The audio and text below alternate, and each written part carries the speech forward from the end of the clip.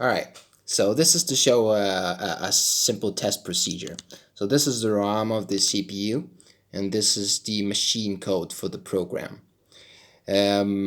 So it's everything is loaded on the CPU, and if we look at this folder, it has expected, and SPI. So we're gonna test this one. This is test one. And if we were to run the script, it runs the script, it outputs an received file, it has an expected file that it's comparing it to, and has an output file of the differences. So let's run this. And let me turn on the CPU. There you go.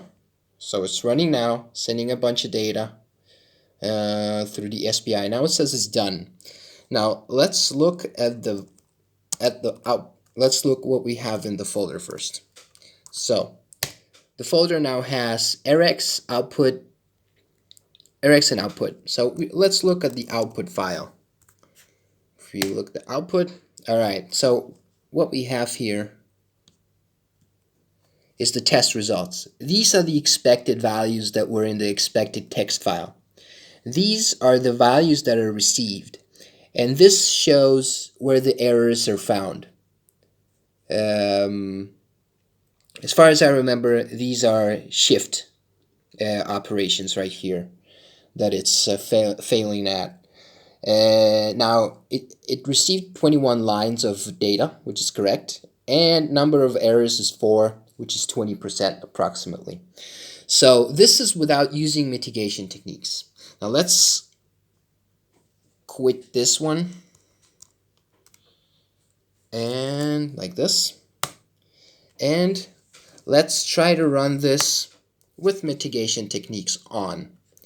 So we go back to this, we reset the CPU, and we turn mitigation techniques on. Reset again, just to be sure.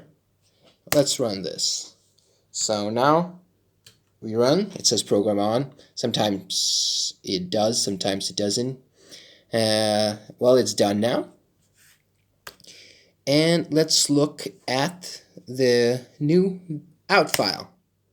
Okay, so these are still the expected and still the same. And these are the received ones. And it shows the amount of errors and all that. Now, this test